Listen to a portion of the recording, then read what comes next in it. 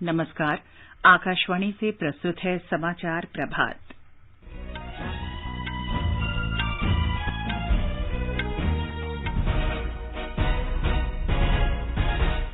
प्रधानमंत्री नरेंद्र मोदी ने महाराष्ट्र में 2 प्रमुख राजमार्गों को 4 लेन में बदलने के कार्य की आधारशिला रखी। पंढरपुर से संपर्क बढ़ाने के लिए कई सड़क परियोजनाओं का लोकार्पण भी किया। श्रीनगर शिल्प और लोक कला श्रेणी में यूनेस्को रचनात्मक नगर नेटवर्क 2021 में शामिल। प्रधानमंत्री ने इसे श्रीनगर की जीवंत सांस्कृतिक परंपरा के अनुरूप बताया। केंद्र ने उपभोक्ता अधिकारों में वृद्धि के लिए पैकेज वस्तुओं के लिए वैधानिक माप नियम 2011 में संशोधन किया। राष्ट्रपति रामनाथ कोविंद आज वर्ष 2021 के लिए पद्म पुरस्कार प्रदान करेंगे। देश में अब तक 109 करोड़ से अधिक कोविड टीके लगाए गए। उत्तर प्रदेश सरकार ने इस महीने के अंत तक सभी पात्र लोगों को कम से कम 1 कोविड टीका लगाने का लक्ष्य रखा। ब्रिटेन ने अपने देश में आने वाले यात्रियों के लिए भारत निर्मित कोवैक्सीन टीके को मान्यता दी। तमिलनाडु और पुदुचेरी के कई हिस्सों में मूसलाधार वर्षा से जनजीवन प्रभावित। मौसम विभाग ने अगले 3 दिन तक तमिलनाडु के तटीय इलाकों में तेज वर्षा की चेतावनी दी। और दुबई में आईसीसी T20 क्रिकेट विश्व कप में कल भारत ने नामीबिया को 9 विकेट से हराया। पहले सेमीफाइनल में कल इंग्लैंड और न्यूजीलैंड आमने सामने होंगे।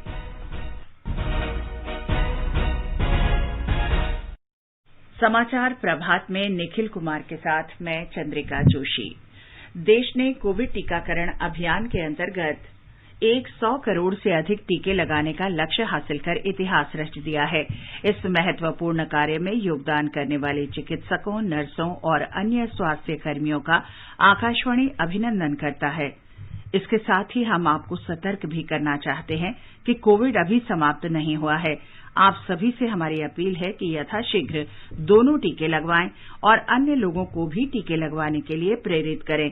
त्योहारों के समय कृपया इन 3 आसान उपायों का पालन अवश्य करें। मास्क पहनें, 2 गज की सुरक्षित दूरी बनाए रखें, हाथ और चेहरा साफ रखें। कोविड से संबंधित किसी भी जानकारी और मार्गदर्शन के लिए राष्ट्रीय हेल्पलाइन नंबर 01123978046 और 1075 पर संपर्क करें। देश के 75वें स्वाधीनता दिवस समारोह के उपलक्ष्य में आजादी का अमृत महोत्सव के अंतर्गत सरकार अनेक गतिविधियों का आयोजन कर रही है। इस अवसर को जन उत्सव के रूप में मनाते हुए आकाशवाणी समाचार ने स्वाधीनता संग्राम और उसके गौरवशाली इतिहास पर विशेष प्रश्नोत्तरी कार्यक्रम शुरू किया है। ये कार्यक्रम 15 अगस्त 2022 तक प्रत्येक सोमवार और मंगलवार को समाचार प्रभात में शामिल होगा। भारतीय डाक विभाग अमृत महोत्सव क्विज में आकाशवाणी के साथ सहयोगी के रूप में शामिल है। अमृत महोत्सव क्विज में कल का प्रश्न था, स्वराज ध्वज का डिजाइन किसने तैयार किया? ये ध्वज किस बात का प्रतीक है? इस प्रश्न का सही उत्तर है 1921 में महात्मा गांधी ने स्वराज ध्वज का डिजाइन तैयार किया था। ये 3 रंगों लाल, हरा और श्वेत में था और इसके केंद्र में चरखा बना था, जो स्व सहायता की गांधीवादी विचारधारा का प्रतिनिधित्व करता है। विरोध प्रदर्शन के दौरान इस झंडे को ले जाना अवज्ञा का प्रतीक था। आकाशवाणी समाचार को देश विदेश के श्रोताओं से इस प्रश्न का सही जवाब मिला है। भाग्यशाली विजेता है विशाखापत्तनम आंध्र प्रदेश के नागेश कुमार बेरा।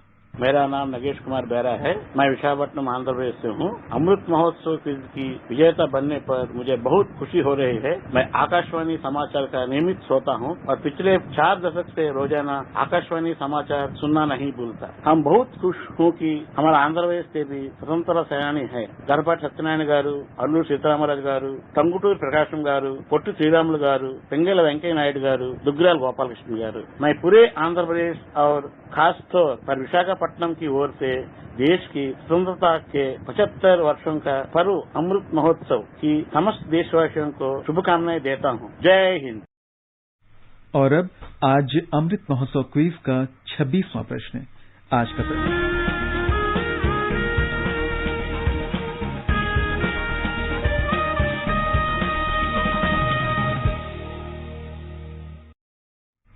आज का प्रश्न है, साइमन कमीशन के भारत आने पर सभी राजनीतिक दलों ने इसका विरोध क्यों किया? प्रश्न एक बार फिर सुन लें। साइमन कमीशन के भारत आने पर सभी राजनीतिक दलों ने इसका विरोध क्यों किया? श्रोता अपने उत्तर व्हाट्सएप नंबर 8826546262 पर भेज सकते हैं या हमें इस पते पर ईमेल कर सकते हैं amritmahotsav@prasarbharati.gov.in। इसे एक बार फिर सुन लें। व्हाट्सएप नंबर 8826546262 और ईमेल amritmahotsav@prasarbharati.gov.in। एक भाग्यशाली प्रतिभागी को विजेता चुना जाएगा और कल के समाचार प्रभात में उनके नाम की घोषणा की जाएगी।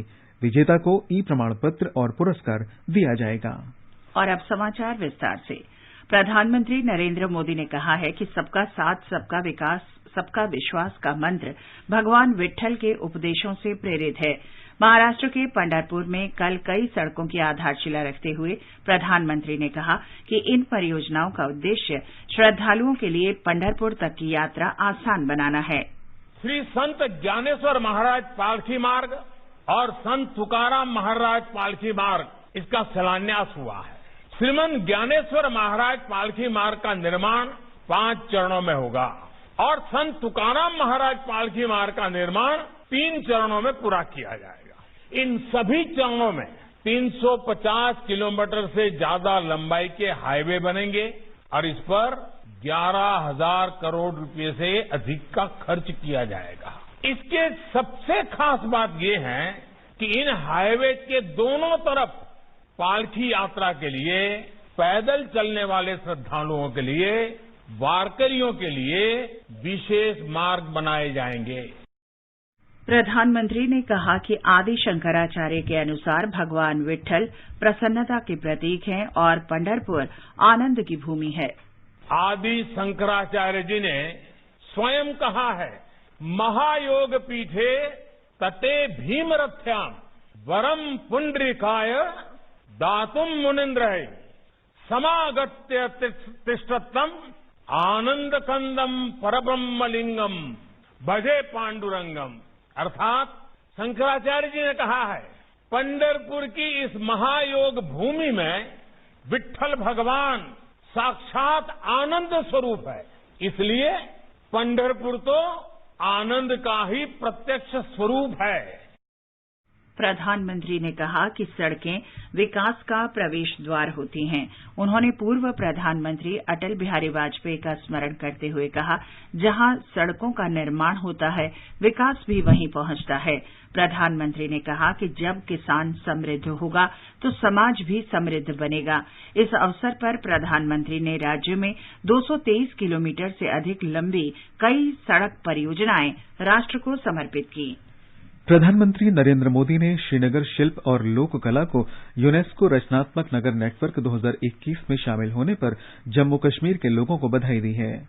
श्री मोदी ने एक ट्वीट में खूबसूरत श्रीनगर को शिल्प और लोक कला के लिए यूनेस्को रचनात्मक नगर नेटवर्क में शामिल होने पर प्रसन्नता व्यक्त की है। उन्होंने कहा कि मान्यता श्रीनगर के जीवंत सांस्कृतिक लोक परंपरा के अनुरूप है। जम्मू कश्मीर के उपराज्यपाल मनोज सिन्हा ने लोगों को बधाई देते हुए कहा कि केंद्र शासित प्रदेश के कारीगरों और बुनकरों के लिए ये विशिष्ट मान्यता है। श्री सिन्हा ने कहा कि प्रधानमंत्री ने जम्मू कश्मीर को हमेशा विशेष प्राथमिकता दी है।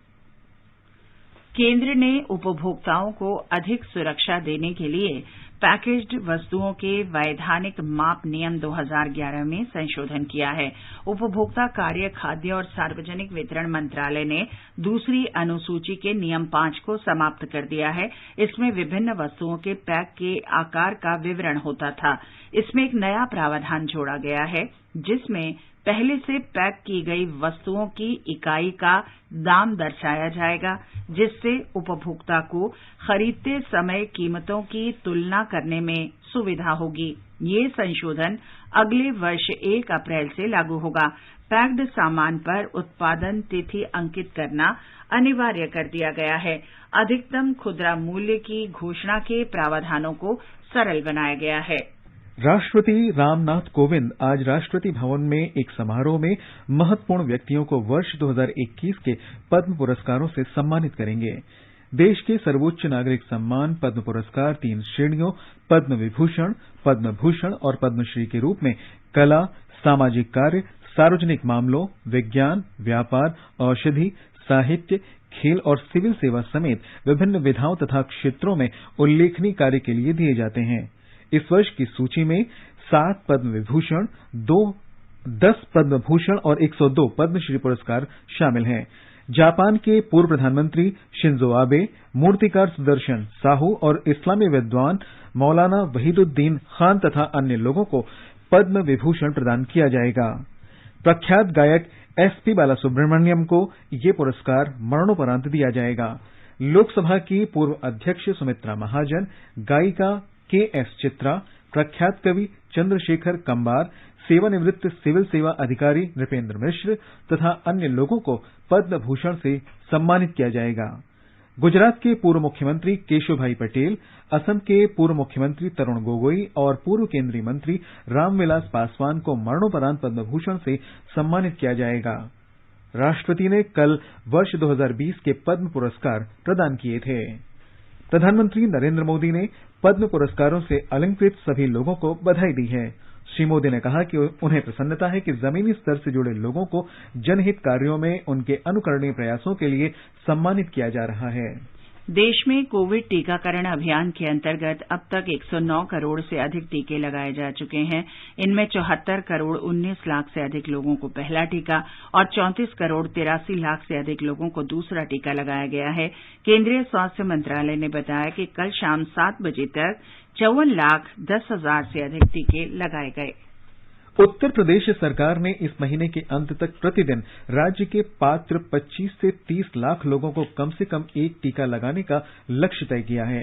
हमारे संवाददाता ने बताया है कि मुख्यमंत्री योगी आदित्यनाथ ने अधिकारियों से टीकाकरण अभियान प्रतिदिन रात 10 बजे तक जारी रखने को कहा है। कोविड टीकाकरण के लिए पात्र कुल 15 करोड़ प्रदेशवासियों में से अब तक 9 करोड़ 95 लाख लोगों को कम से कम पहली डोज लग चुकी है और तकरीबन 5 करोड़ लोग बाकी हैं। मुख्यमंत्री योगी आदित्यनाथ ने इन बाकी बचे लोगों को भी टीके लगाने के लिए मिशन मोड में अभियान चलाने को कहा है। मुख्यमंत्री ने कल वीडियो कॉन्फ्रेंसिंग के जरिए पूरे प्रदेश के जिलाधिकारियों और अन्य वरिष्ठ अधिकारियों के साथ बैठक की और कहा कि अगर निर्धारित समय में लक्ष्य पूरे नहीं हुए तो इसके लिए जिलाधिकारी जिम्मेदार होंगे। उन्होंने कहा कि इस काम में जनप्रतिनिधियों की मदद ली जाए। प्रदेश में गौतम बुद्ध नगर, गाजियाबाद, शाहजहांपुर, झांसी और लखनऊ जिलों में 75% से अधिक टीकाकरण की पात्र आबादी को कम से कम एक टीका लगाया जा चुका है। सुशील चंद्र तिवारी, आकाशवाणी समाचार, लखनऊ। ब्रिटेन ने भारत में निर्मित कोविड टीका कोवैक्सीन को मान्यता दे दी है। ब्रिटेन सरकार ने एक वक्तव्य में बताया कि 22 नवंबर से कोवैक्सीन को आधिकारिक मान्यता मिल जाएगी। कोवैक्सीन को ब्रिटेन यात्रा के लिए स्वीकृत कोविड टीकों की सूची में शामिल किया जाएगा। इससे भारत और अन्य देशों के उन लोगों को फायदा होगा जिन्हें दोनों टीके लग चुके हैं। 18 वर्ष से कम आयु के लोगों के लिए यात्रा नियमों को सरल बनाया जा रहा है। इन यात्रियों को ब्रिटेन पहुंचने पर पृथकवास में नहीं रखा जाएगा। अमेरिका ने पूर्ण टीकाकरण करा चुके लोगों के लिए अपनी सीमाएं फिर से खोल दी हैं।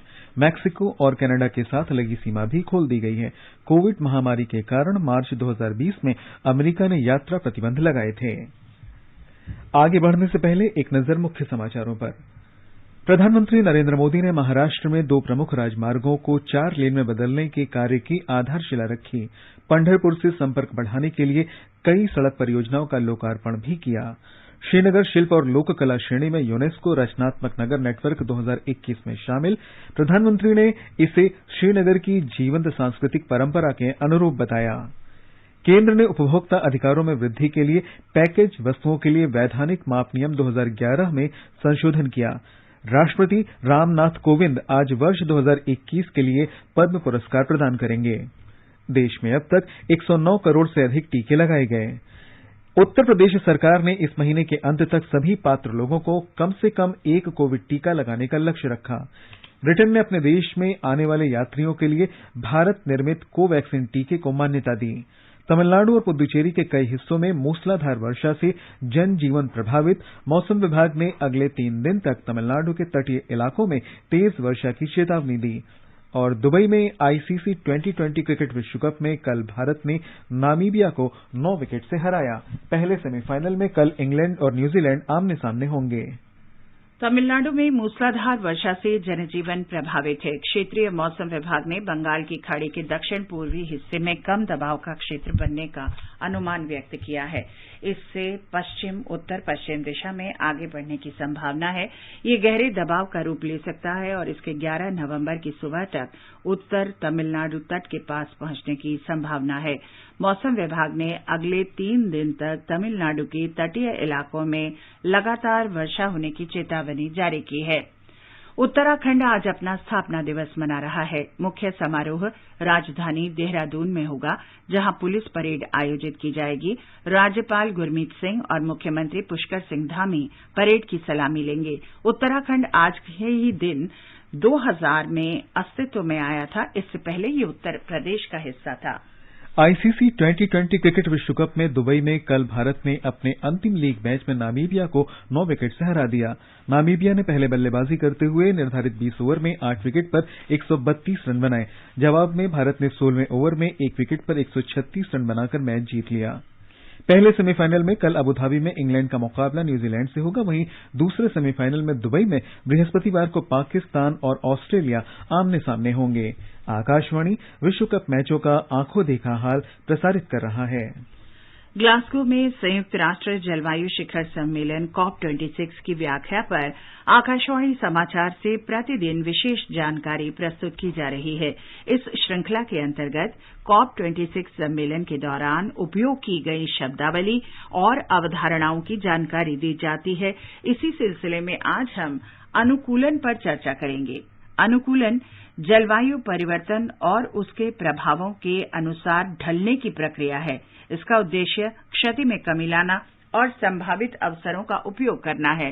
अनुकूलन कार्यक्रमों से हरित रोजगार का सृजन होता है, गरीबों और असुरक्षितों के जोखिम में कमी आती है और आने वाली पीढ़ियों के लिए पर्यावरण की रक्षा होती है। हमने जलवायु अनुकूलन के महत्व पर KPMG के वैश्विक प्रमुख अनीश डे से बातचीत की। In future, most of energy delivery will be in the form of electricity. Most of energy generation will also be in the form of electricity. And in that context, large electricity grids, which take advantage of the time differences across the world, especially when it comes to solar power, becomes very, very important. And that's why this initiative of One World, One Sun, One Grid is also very important, because the sun never sets at some part of the world. And if we have the grid, then we can transfer the energy from the plots where the sun is allowing generation to happen to the parts where generation is not happening. This is where the initiative is important. It should be led as a directional goal of interconnecting the world as much as possible. आजादी का अमृत महोत्सव के अंतर्गत आइए अब सुनते हैं आकाशवाणी की विशेष प्रस्तुति आजादी का सफर। आजादी का अमृत महोत्सव।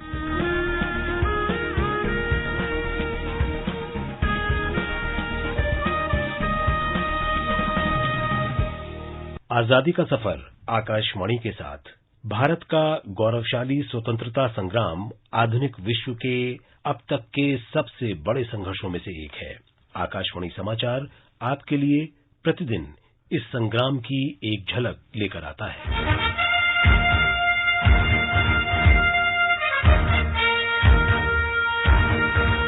9 नवंबर 1947 को जूनागढ़ का भारत में विलय हुआ था।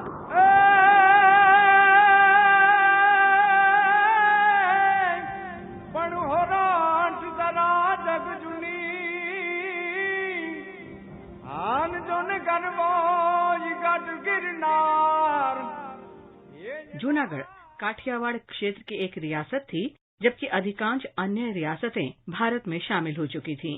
जूनागढ़ के शासक नवाब महाबत खान रसूल खान जी थे। मई 1947 में कराची के शाह नवाज भुट्टो जूनागढ़ के दीवान बने।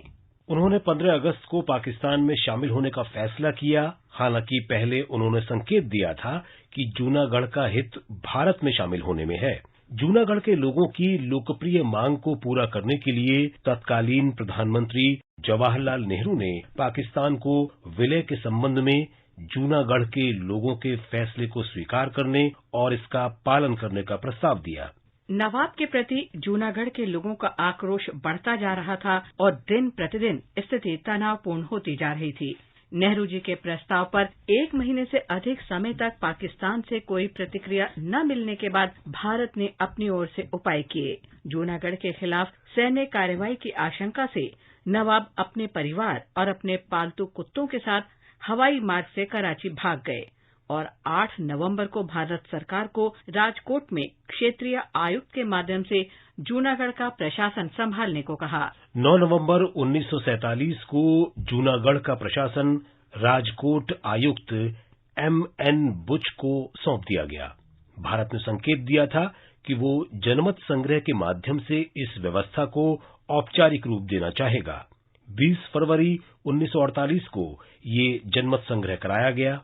लगभग 2 लाख पंजीकृत मतदाताओं में से केवल 91 ने पाकिस्तान में विलय के पक्ष में वोट डाला और इस तरह लोगों की इच्छा से जूनागढ़ रियासत भारत का हिस्सा बन गई।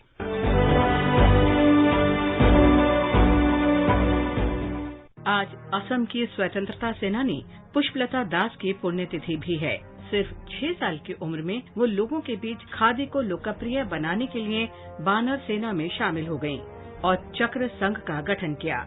उन्होंने अपनी मां से प्रेरित होकर मातृभूमि को मुक्त करने का संकल्प लिया और फिर कभी पीछे मुड़कर नहीं देखा।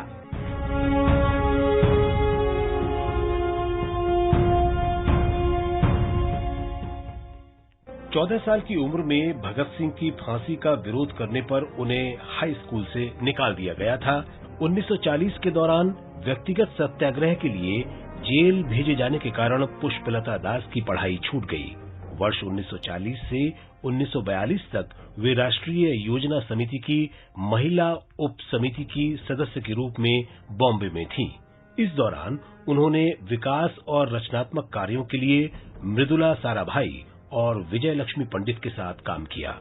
वर्ष 1942 में पुष्पलता दास ने ओमियो कुमार दास से विवाह किया, जो एक सच्चे गांधीवादी और सामाजिक कार्यकर्ता भी थे। विवाह के बाद पुष्पलता ने अपने सहकर्मियों के साथ तेजपुर में शांति वाहिनी और मृत्यु वाहिनी का आयोजन किया। पुष्पलता को गोहपुर थाना परिसर में राष्ट्रीय ध्वज फहराने के लिए जुलूस का नेतृत्व करना था।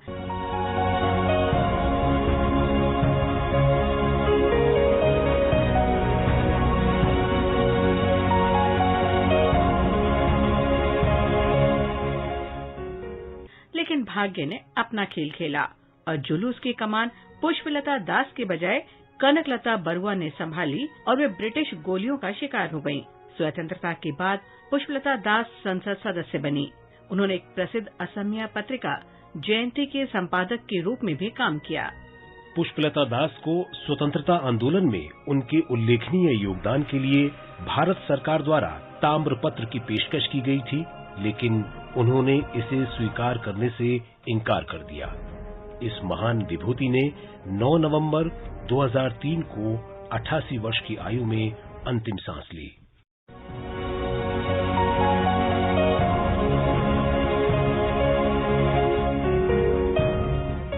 इसके साथ ही आजादी का सफर आकाशवाणी समाचार के साथ श्रृंखला का ये अंक समाप्त हुआ। मिलते हैं कल अगली कड़ी में।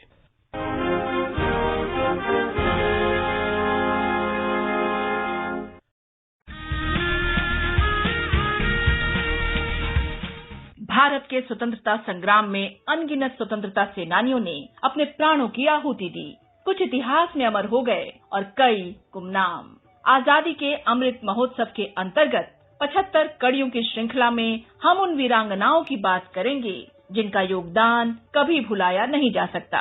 प्रत्येक मंगलवार परिक्रमा में सुनिए अपराजिता, देश की वीरांगनाओं को आकाशवाणी का सादर नमन।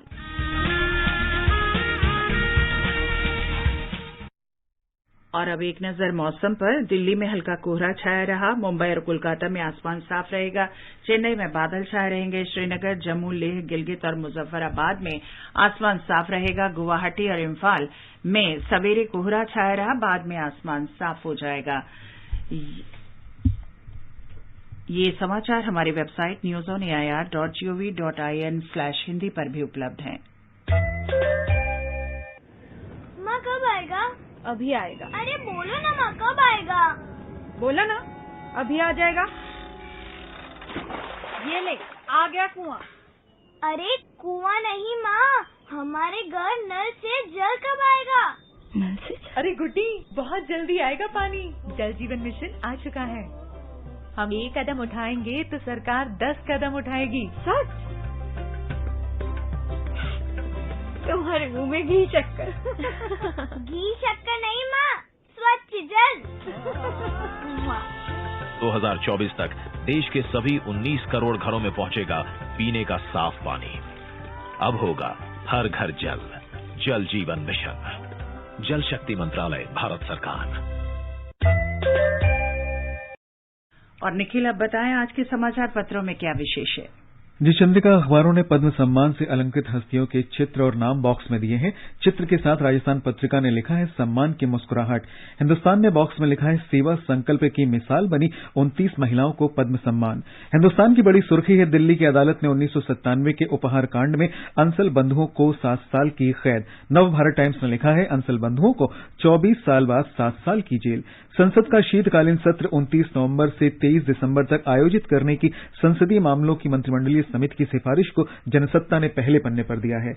अमर उजाला और कुछ अन्य अखबारों ने चेन्नई में पिछले 24 घंटे के दौरान हुई बारिश से प्रभावित जनजीवन की खबर और चित्र दिए हैं। बुलेटिन समाप्त होने से पहले अमृत महोत्सव क्विज का आज का प्रश्न फिर सुन लें। साइमन कमीशन के भारत आने पर सभी राजनीतिक दलों ने इसका विरोध क्यों किया? आप अपने उत्तर व्हाट्सएप नंबर 8826546262 पर भेज सकते हैं या हमें इस पते पर ईमेल कर सकते हैं amritmahotsav@prasarbharati.gov.in। और अंत में मुख्य समाचार एक बार फिर। प्रधानमंत्री नरेंद्र मोदी ने महाराष्ट्र में 2 प्रमुख राजमार्गों को 4 लेन में बदलने के कार्य की आधारशिला रखी। पंढरपुर से संपर्क बढ़ाने के लिए कई सड़क परियोजनाओं का लोकार्पण भी किया। श्रीनगर शिल्प और लोक कला श्रेणी में यूनेस्को रचनात्मक नगर नेटवर्क 2021 में शामिल। प्रधानमंत्री ने इसे श्रीनगर की जीवंत सांस्कृतिक परंपरा के अनुरूप बताया। केंद्र ने उपभोक्ता अधिकारों में वृद्धि के लिए पैकेज वस्तुओं के लिए वैधानिक माप नियम 2011 में संशोधन किया। राष्ट्रपति रामनाथ कोविंद आज वर्ष 2021 के लिए पद्म पुरस्कार प्रदान करेंगे। देश में अब तक 109 करोड़ से अधिक कोविड टीके लगाए गए। उत्तर प्रदेश सरकार ने इस महीने के अंत तक सभी पात्र लोगों को कम से कम 1 कोविड टीका लगाने का लक्ष्य रखा। ब्रिटेन ने अपने देश में आने वाले यात्रियों के लिए भारत निर्मित कोवैक्सीन टीके को मान्यता दी। तमिलनाडु और पुदुचेरी के कई हिस्सों में मूसलाधार वर्षा से जनजीवन प्रभावित। मौसम विभाग ने अगले 3 दिन तक तमिलनाडु के तटीय इलाकों में तेज वर्षा की चेतावनी दी। और दुबई में आईसीसी T20 क्रिकेट विश्व कप में कल भारत ने नामीबिया को 9 विकेट से हराया। पहले सेमीफाइनल में कल इंग्लैंड और न्यूजीलैंड आमने सामने होंगे। इसके साथ ही समाचार प्रभात का ये अंक समाप्त